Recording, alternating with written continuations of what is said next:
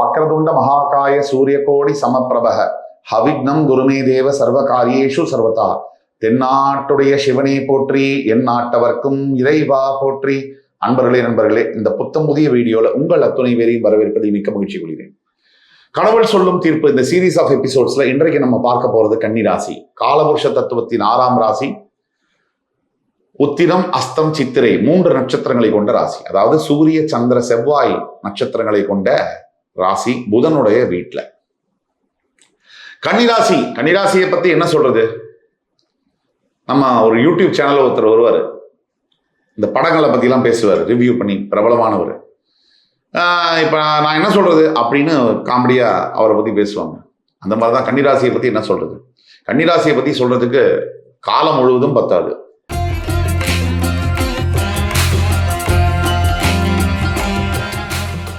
கன்னிராசி என்பது ஒரு மனுஷனுக்கு பல விஷயங்களை கற்றுக் கொடுக்கக்கூடிய ராசி. மற்ற ராசிகளுக்கு உதாரணமாக இருக்கக்கூடிய ஒரு ராசி. கன்னிராசி கஷ்ட காலங்களில், போராட்டமான காலங்களில் எப்படி ஒரு மனுஷன் வாழணும் அப்படிங்கிற பாடத்தை அத்துணை பேருக்கும் சொல்லக்கூடிய ஒரு ராசி. நிதானத்திற்கு பெயர் போன ராசி. புத்தி கூர்மை, ஸ்மார்ட் அப்படின்னு சொல்லுவாங்க. அகடமிக்கலா ஸ்மார்ட் இல்லை, புத்தி, உலக ஞானம், அதுல ஸ்மார்ட்டா இருக்கக்கூடிய ஒரு ராசி. இந்த கன்னிராசிக்காரர்களுக்கும் கடந்த சில ஆண்டுகளாக பெரிய கஷ்டங்கள், துன்பங்கள், சவால்கள் என்பது நடந்து கொண்டே இருக்கு. சைலண்டா நடக்குது. இவங்க புலம்புறதோ கத்துறதோ இல்லை. என்ன நடக்குது கன்னிராசினியர்களுக்கு அப்படின்னு பாத்தீங்கன்னா, பெரிய பிரச்சனைகள் ரொம்ப சாதாரணமா இவங்களை நெருங்கி வருது. சத்தமே இல்லாம வருது. ஒரு பெரிய அது இது தண்டோரா, பெரிய ஒரு இது போராட்டம்லாம் இல்லாம பெரிய பிரச்சனைகள் சிறிய வடிவத்துல ஊசி நுழைக்கிற மாதிரி வருது. அதுல கொஞ்சம் தவறுனாலும் காலி, டோட்டலா லைஃபே போயிடும். ஆனாலும் அதை ரொம்ப சத்தம் இல்லாம மெதுவா இவங்களை நெருங்கி வருது. தற்சமயம் கண்டக சனி 7ஆம் இடத்துல இருக்கக்கூடிய சனி ராசியை பார்க்கிறார். 6ஆம் இடத்தில் ராகு மற்றும் பாக்கியஸ்தானத்தில் இருக்கக்கூடிய மற்றும் 10ஆம் இடத்தில் இருக்கக்கூடிய குரு பகவான் 11ஆம் வீட்டிற்கு வரப்போகிறார். 12ஆம் வீட்டில் கேது இருக்கிறார். கன்னிராசியை பொறுத்த வரைக்கும் கடந்த 2.5 ஆண்டுகள் ரொம்ப சிரமமான விஷயங்கள், ரொம்ப கடினமான ஆண்டுகள். லாஸ்ட் 2.5 years கேது ராசியில் இருந்தப்போ ஒரு நிலையான சிந்தனை இருக்க விடவே மாட்டார். இப்ப சிம்மராசிக்காரங்களை கேட்டா அதை சொல்லுவாங்க. மைண்டு சும்மா ஒரு நிமிஷம் சைலண்டா இருக்காது, ஓடிட்டே இருக்கும். கேது பண்ணக்கூடிய வேலை தவிர அஷ்டம சனி வேற. இப்ப கன்னிராசி நேயர்கள் கேதுவனுடைய பாதிப்பிலிருந்து வெளில வந்து, அது 2025 வந்துட்டாங்க. மார்ச் 6ஆம் தேதி முதல் கண்டக சனி பாதிப்புல உள்ள இருக்காங்க. கண்டக சனினா என்ன? சனி ராசியை பார்ப்பது நேரடியாக சமசப்தமாக பார்த்தால் அது கண்டக சனி ஆகும். கண்டக சனியினுடைய பலன்கள் எப்படி இருக்கும்? கண்டக சனினா முதல்ல தான் மேல் தான் வைத்திருக்கக்கூடிய நம்பிக்கை பாழாகும். எண்ணங்கள் எதிர்மறையாக வரும். கரெக்டா ஒரு இடத்துக்கு போறோம், நம்ம 1 மணி நேரம் முன்னாடியே கிளம்பிடுவோம். ஆனா என்ன பண்ணுவோம்னா, வேணுமட்டே டாக்ஸிக்காரன்ட்ட போய் வம்பிழுப்போம். 20 ரூபா எக்ஸ்ட்ரா கொடுக்க மாட்டேன். அந்த 1 மணி நேரம் முன்னாடி கிளம்புனது, அந்த ப்ரோக்ராம் ஆரம்பிக்கிறதுக்கு ஒரு 10 நிமிஷம் முன்னாடி தான் டாக்ஸியை பிடிப்போம். அந்த ப்ரோக்ராமுக்கு 2000 ரூபா கட்டியிருப்போம், அதுக்கு 1 மணி நேரம் கழிச்சு போவோம். இதுதான் கண்டக சனி. சூழ்நிலைக்கு தகுந்தவாறு நம்ம சில நேரங்களில் மாறித்தான் ஆகணும். கெடுதல் செய்வதற்காக இல்ல, ஒண்ணு நமக்கு நல்லது செய்வதற்காகவோ இல்ல அடுத்தவருக்கு நல்லது செய்வதற்காகவோ மாறணும். சனி ஒரு ராசியை பார்க்கும்போது அந்த ராசிக்காரங்க ரொம்ப சோம்பேறித்தனமாக மாறிடுவாங்க. இன்னைக்கு வேலை செய்யலாம், நாளைக்கு செஞ்சுக்கலாம், இதுல என்ன பெரிய, இன்னைக்கு ஆபீஸ் போலாம், விடுங்க சார் நாளைக்கு போலாம் சார், அந்த ஆபீஸ் அங்கதான் சார் இருக்கு அப்படின்னு தோணும் ஒவ்வொரு விஷயத்திலையும். அதுதான் பெரிய பேராபத்து. 2வது, 6ஆம் பாவத்தில் இருக்கக்கூடிய ராகு உங்களுக்கு நன்மையவே செய்வார். ஆனா கும்பராகுங்கிறதுனால கொஞ்சம் கடனை தீர்ப்பதில் சற்று இடைஞ்சலை, சிரமங்களை ஏற்படுத்துவார். வீட்டுக்கு கடன்காரன் வீட்டு வாசல் நிற்பான், இல்ல போன்ல போட்டு டார்ச்சர் பண்ணுவான். எல்லார் கடனையும் விட்டுருவான், உங்களை மட்டும் பேரும் மொபைல் நம்பரோட மனப்பாடமா வச்சிருப்பான். ஏன்னா உங்க நேரம் அந்த மாதிரி. இப்ப 10ஆம் வீட்டில் இருக்கக்கூடிய குரு பகவான் 11ஆம் வீட்டுக்கு வரப்போகிறார். 12இல் கேது வருவது நல்லது. எப்பவுமே 11ஆம் வீட்டுல குரு இருப்பதுங்கிறது ரொம்ப நல்ல விஷயம். அதுவும் 11ஆம் வீட்டுல உச்சம் பெற போற குரு உங்களுடைய 3, 5, 7ஆம் வீடுகளை பார்க்க போகிறார். டெக்னிக்கலி இதெல்லாம் பாத்தீங்கன்னா கன்னிராசினியர்களுக்கு முதல்ல நடக்க போறது தைரியம் வரப்போகுது ஜூன் 2க்கு அப்புறம்.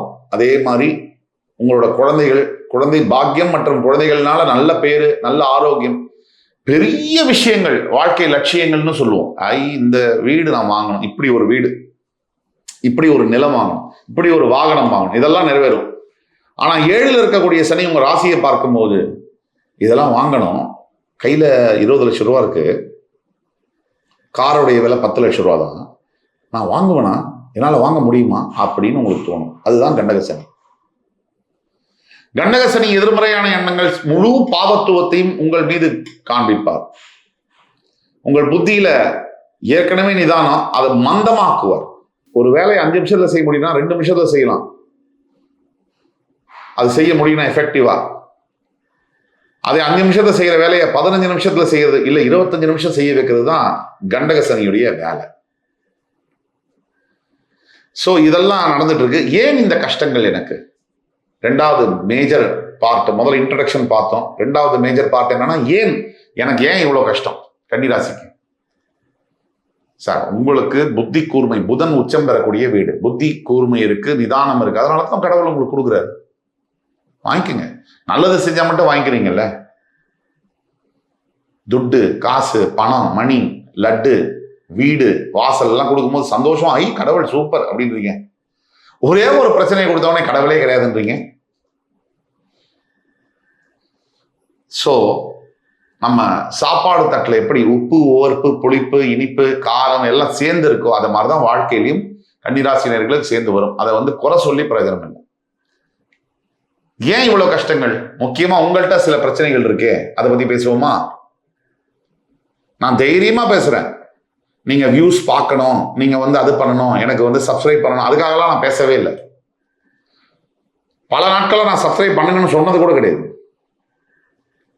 அதனால நீங்க உங்களுக்குள்ள இருக்கிற பிரச்சனை, உங்களுக்கு நல்லபடியா லைஃப் மாறினால் அதுவே பெரிய சக்சஸ். உங்களுக்குள்ள இருக்கக்கூடிய மேஜர் பிரச்சனைகள்ல முதல் பிரச்சனை பிரைவசி இருக்க வேண்டிதான். டூ மச் ஆஃப் பிரைவசி இருந்ததுன்னா அதுவே ஆபத்து. நான் யாருக்கும் எதுவும் சொல்ல மாட்டேன். அப்ப எப்படி உங்களுக்கு பிரச்சனை சால்வ் ஆகும்? யாராவது ஒருத்தரை நம்பணும்ல. ஒண்ணு புருஷனை நம்பணும், பொண்டாட்டியை நம்பணும், இல்ல யாராவது ஒரு லாயல் ஃப்ரெண்ட் இருக்கணும். யாரையுமே நம்ப மாட்டேன், யார்கிட்டையும் சொல்ல மாட்டேன்னா கம்முன்னு தான் இருக்கணும். பிரச்சனை அப்படியே தான் இருக்கும். அதே மாதிரி 2வது பிரச்சனை உங்களுக்கு இருக்கக்கூடியது, அடுத்தடுத்து உடனே நடக்கணும்னு நினைக்கிறீங்க. அது உடனே லைஃப்ல எதுவுமே நடக்காது. அப்படி நடக்கிறது நிலைக்காது. 3வது பிரச்சனை உங்களுக்கு, யார் உங்களுக்கு ரொம்ப உண்மையாவே நல்லவாங்களோ அவங்கள நீங்க மதிக்க மாட்டேங்கிறீங்க. யார் உங்களுக்கு எல்லா விதமான பிரச்சனையும் செய்யறாங்களோ அவங்கள தலையில தூக்கி வச்சு கொண்டாடுறீங்க. இது யாருன்னு நீங்களே முடிவு பண்ணீங்க. இந்த 3 பிரச்சனைகள் தான் உங்க வாழ்க்கையில உங்களை பின்னோக்கி இழுக்குது. வாழ்க்கை பாதை எங்கே போகிறது? உங்களுடைய வாழ்க்கை பாதை எதை நோக்கி போகுது? கன்னிராசியை பொறுத்த வரைக்கும் அடுத்த 1.5 வருஷம் 2 வருஷம் கழிச்சு அஷ்டம சனி என்பது ஆரம்பமாகும். இந்த 1.5 ஆண்டு காலங்கள் நீங்க வாழ்ந்துக்கணும். இந்த 1.5 வருஷம் உங்களுக்கு டைம் இருக்கு, பிரீதிங் டைம் இருக்கு. எது பெரிய முடிவுகள், எது மாற்றங்கள் எல்லாம் உடனே டக்குன்னு பண்ணிக்கோங்க. அதுக்கு பிறகு அஷ்டம சனி வரும். வாழ்க்கை பாதை எதை நோக்கி போகிறது? அனுபவத்தை நோக்கி போகிறது. வாழ்க்கை பாதை எதை நோக்கி போகிறது? அறிவை நோக்கி போகிறது. வாழ்க்கை பாதை எதை நோக்கி போகிறது? பக்குவத்தை நோக்கி போகிறது. மெச்சூரிட்டி, நாலேஜ், விஸ்டம், இதை நோக்கி போகிறது. இதெல்லாம் வேணும் இல்லையா வாழ்க்கையை நடத்த? ஏதோ வாழ்ந்தோம் பிறந்தோம் செத்தோம் வந்துட முடியாது இல்லையா? நம்மளும் ஏதாவது சாதிக்கணும்ல. ஒரு 2 மரத்தையாச்சும் நட்டு வச்சுட்டு போகணும்ல, 4 பேர் நிழல கொடுக்கும். ஆக உன்னால் முடியும் தம்பி. அதனால நீங்க நினைச்சா முடியும். அதனால பிரதர்ஸ் அண்ட் சிஸ்டர்ஸ், நீங்க உங்களுடைய முயற்சியை நம்பிக்கையோட தொடர வேண்டும். புதிய முயற்சிகள் எல்லாத்தையும் இப்போ எவ்வளவு சீக்கிரம் முடியுமோ ஸ்டார்ட் பண்ணணும். இது கண்டிப்பா வேணும். என்ன செஞ்சா எனக்கு நல்லது நடக்கும்? எல்லாம் சொல்லிட்டீங்க சாமி. என்ன செஞ்சா எனக்கு நல்லது நடக்கும்? நீங்க முதல்ல செய்ய வேண்டிய காரியங்கள், இன்னைக்கு செய்ய வேண்டிய வேலையை இன்றைக்கே செய்தாக வேண்டும். அது நாளைக்கு போஸ்ட்போன் பண்ணக்கூடாது. 1. 2, உங்களுடைய அப்பா அம்மா இப்ப உயிரோடு இருக்காங்கன்னா அவங்களுக்கு மனசு வருத்தப்படாம அவங்களுக்கு செய்ய வேண்டியதை செய்யணும். 2. 3, உங்க குலதெய்வத்துக்கு நீங்க ஏதாவது வேண்டிட்டு செய்யாம விட்டுட்டீங்கன்னா இதுதான் நேரம், உடனே அதை செய்யணும். 3.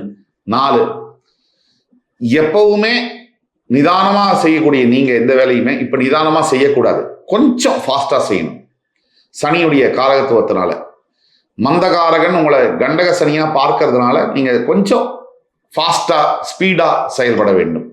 5, மற்றவங்க மேல அந்த குறை இருக்கு, இந்த குறை இருக்கு, இது நடந்துச்சு, அது நடந்துச்சு, இப்படி பண்ணாங்க, இதை முதல்ல கொஞ்ச நேரம் நிறுத்துங்க. இவங்க எல்லாம் ஓயவே மாட்டாங்க. இன்னைக்கு ஒரு கம்பெனியில ஒர்க் பண்றோம், அங்க நமக்கு ஒரு எதிரி, அவரோட பேர் பாஸ்கர் அப்படின்னா, வேற கம்பெனி போறோம், அங்க ஒரு எதிரி, அவர் பேர் ரமேஷ், அவ்வளவுதான். எதிரிகள் எப்பவுமே இருப்பாங்க. ஏன்னா வாழ்க்கையில நீங்க டெவலப் ஆனா தான் உங்களுக்கு எதிரி இருப்பாங்க. டெவலப் ஆறீங்கன்னு நினைச்சு சந்தோஷப்படுங்க, எதிரி இருக்காங்கன்னு நினைச்சு வருத்தப்படாதீங்க, பயப்படாதீங்க. கடவுள் என்ன செய்ய போறாரு உங்களுக்கு? நீங்க செய்யறதான் சொல்லிட்டோம். கடவுள் என்ன செய்ய போறாரு அடுத்த 6 மாசம் 1 வருஷத்துக்கு? கண்டிப்பா இந்த ஜூன் 2 குரு பயிற்சிக்கு பிறகு இந்த சனியுடைய தாக்கம் எல்லாம் கம்மியாகும். உங்க லைஃபே ஸ்பீடப் ஆகும். கண்டிப்பா உங்களுக்கு நீங்க இப்ப ஒரு லிஸ்ட் வச்சிருப்பீங்க. நான் சொல்றதுக்கு முன்னாடியே உங்களுக்கே ஒரு லிஸ்ட் வச்சிருப்பீங்க, திங்ஸ் டு டூ. எனக்கு இதெல்லாம் வேணும், என்னுடைய விஷ் லிஸ்ட்னு வச்சிருப்பீங்க. அந்த லிஸ்ட்ல 100க்கு 95% நிறைவேறும். ஏன் சார் அந்த 5% விட்டுட்டீங்கன்னு? அந்த 5% என்னங்கிறது ஜாதகம் பார்த்தா தான் தெரியும். இப்ப நம்ம பேசுறது எல்லாமே 35% பொது பலன்கள். 65% எது ஒர்க் பண்ணணும்னா உங்க பிறப்பு ஜாதகம், பர்த் சார்ட் மட்டும் தான் வேலை செய்யும். அதனால நீங்க அதை கவனமா பார்க்கணும்னா கீழே கொடுக்கல வாட்ஸ்அப் நம்பர் எங்களை தொடர்பு கொண்டு ஆன்லைன்லயோ நேரடியிலையோ எங்கள்கிட்ட அப்பாயின்மெண்ட் வாங்கி பார்க்கலாம். உங்களுடைய ஜாதகத்தை 1 to 1 நானே ஆன்லைன்லயோ அல்லது நேரடியிலையோ பார்த்து ப்ரிசைஸா உங்க லைஃப் ப்ரெடிக்ஷன்ஸை சொல்ல முடியும். கடவுள் உங்களுக்கு செய்யறதுக்காக காத்திருக்காரு, நிறைய செய்யறதுக்கு காத்திருக்காரு. உங்க லைஃப்ல உங்களுடைய பர்செப்ஷன் அபவுட் லைஃப், உங்களுடைய பார்வை, வாழ்க்கையை பத்தின உங்களுடைய பார்வை, உங்களுடைய வேலையை பத்தின உங்களுடைய பார்வை, உங்களுடைய உறவுகள் பத்தின உங்களுடைய பார்வை, அத்தனையும் மாத்துறதுக்காக தான் கடவுள் வரப்போறார். கடவுள் சொல்லக்கூடிய தீர்ப்பு உங்களுடைய லைஃப்ல நீங்க பெரிய அளவுக்கு வரப்போறீங்க. அதற்கான ஆயத்த பயிற்சி ரிஹர்சல் தான் இந்த 1.5 வருஷம் பார்ப்பீங்க. அடுத்த 2.5 வருஷம் ஆசிட் டெஸ்ட், அதில் ஜெயிச்சிங்கன்னா அதுக்கு அடுத்தது உங்களுக்கு மிகப்பெரிய பதவிகள் காத்திருக்கு. அடுத்து என்னென்ன முக்கியமான விஷயங்கள் இருக்கோ அதெல்லாம் அந்த 1.5 வருஷத்துல முடிச்சுக்கோங்க.